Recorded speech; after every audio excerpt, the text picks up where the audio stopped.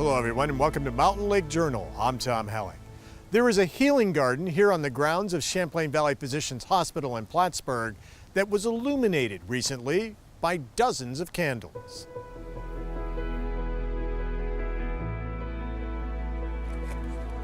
It was the second annual Lights of Hope Vigil that shines light on opioid and heroin addiction, which has become an epidemic in towns and cities across the North Country. Speakers talked openly about family members and loved ones struggling with or lost to addiction. My mother was an addict. I'm an addict in recovery, and my daughter's an addict.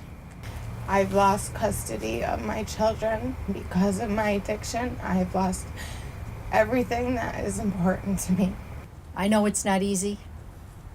I don't know if there are any families across the North Country or anywhere who have not been touched in some way by some form of addiction.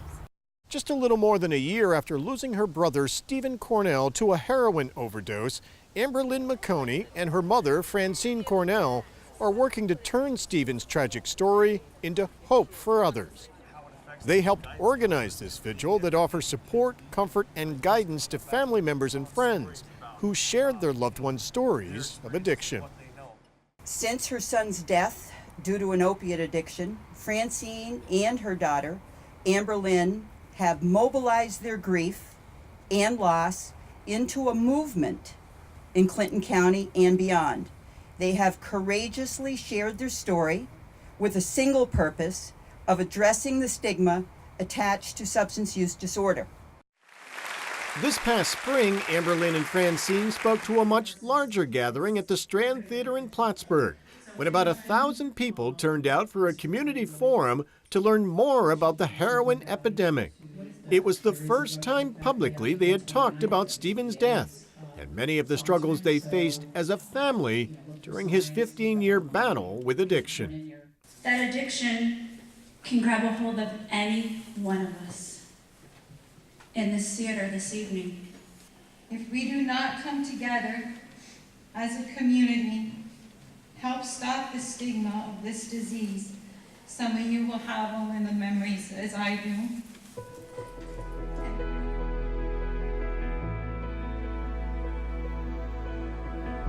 Francene Cornell and Amber-Lin Meconi join us now. Welcome. It's nice to have you here. Thank you, Tom, for having us. Appreciate you being here. Thank you.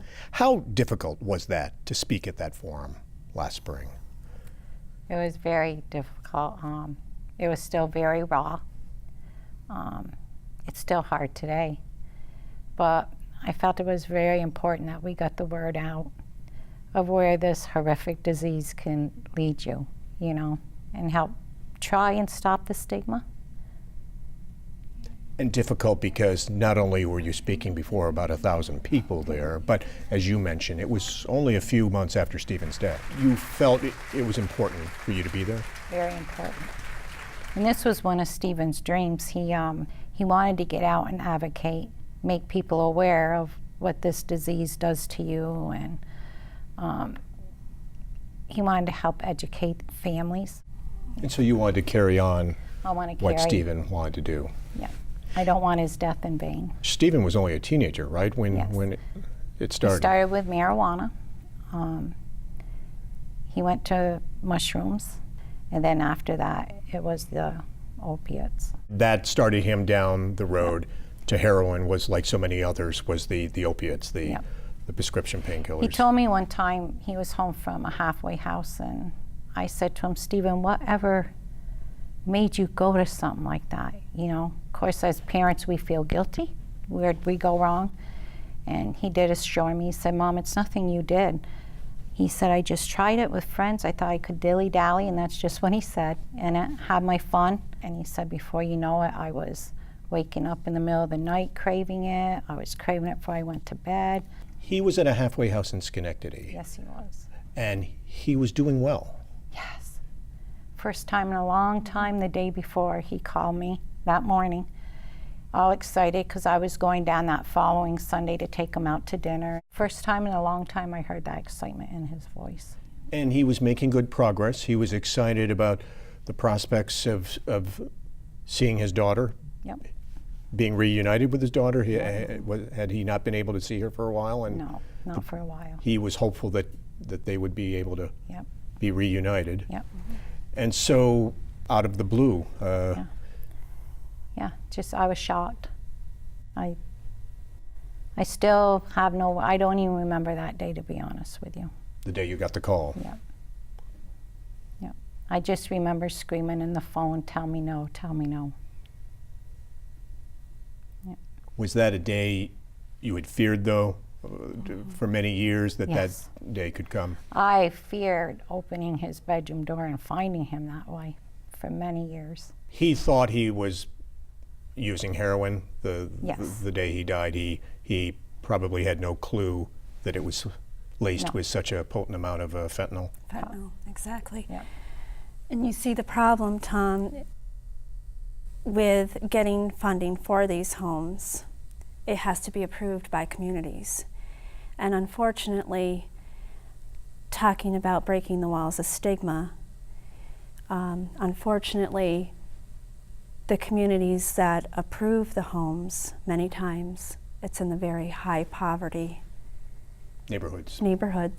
Absolutely. Right across the road was a convenience store that they literally were selling drugs right in front of that store. Really, so right next door. And he could access those drugs? Oh, yeah. He could get those Yeah. drugs, no problem. In fact, he said, Mom, if you go in that store, they'll ask you what you want. Well, naive Mom said, you mean if I want a soda, they'll go in and get it for me? And he giggled. He said, no, Mom, it's the choice of drug you want. Hopefully in the future we can get homes established, in better communities instead of putting that demon right in front of their face. You talked about the stigma a little bit earlier on. There is a real stigma Yes, there is. to drug addiction, especially heroin, and so many people have this notion, this image of what heroin addicts look like, and in so many cases, they're wrong. Yes, they are. And you are working to try to address that? Yes, absolutely. It doesn't matter if you wear a suit coat or if you wear the sweatpants. You can be an addict and people don't even know it. I really hope that, with putting ourselves out there, my mother and I, it brings awareness that all these pictures look differently, Like Mom said, a suit coat, whether you wear a suit coat, to work, or you're a stay-at-home mom in your sweatpants, whether you are living in income housing or, in a high-end, community, the outcome can still be the same, and that paralyzing phone call that my mom received. And we're seeing how it's ripping families apart. There aren't many families here in the North Country that aren't touched by it somehow. No. Janet Dupree said that at the Lights of Hope. One way or another, it could be candlelight your ceremony. neighbor child, it could be your coworker's child, it could be your coworker, and you not even know it. You've started a support group. Yes. Tell us a little bit about that and what you hope that will do. It's called Never Lose Hope, Learn to Cope. We want to be there to support, exactly. But one of our main goals is to support, educate, and advocate. If we don't have the answer for you, we'll do everything in our power to get answers for the people that come in. And the biggest is advocating, getting that out there, help stop this stigma. And my biggest dream is to go and fight for a law. Not sure what law, but I really want to go into Albany and advocate. And you're not only helping the addicts, you're helping their family Others, members who yes. in many cases are struggling themselves. It's a family disease. How do we help? How do we cope? And Exactly. what they're going through is what you've been going through. Exactly. And when at first, the opiate addiction, I don't think anyone totally understood it until these past few years. So I don't think they knew how to treat it. Mm-hmm. And I did feel like I was in this battlefield all by myself, fighting the war, because they didn't have answers. I mean, I got angry because they didn't, but now I look, and they didn't have answers. They weren't even sure themselves how to treat it. So are we on the right track? As you mentioned, are professionals getting together and coming up with plans to tackle this really crisis? Do. I think where we need, though, is 28 days is not long enough for the opiate disease. And you need 90 days or more. Slowly but surely, more detox and rehab centers are opening around the state. In Schuyler Falls, Champlain Valley Family Center will be operating one within the next few months, hopefully. And something desperately needed for the North Country for now. Absolutely. The options. For Stephen, were the options only in other far areas away? Oh yeah, like when he'd go to Detox in Potsdam, you might have only had 3 hours to get him there. I mean, and from Plattsburgh, you know, get his stuff together, and because that bed will go to somebody else if you're not there by that certain time. Does more need to be done? Do there need to be other treatment facilities? Or are there other things that still need to be accomplished? This will be a big help, but yes, definitely we need more beds. Yeah.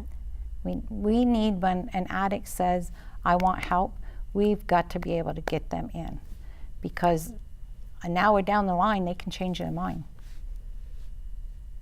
You know. When you talk with families, how comforting is it to them to have you doing this, to tell them, we've been through this, let us help you? Most of the time when they leave, they get up and give us a hug and thank us. So that's very rewarding.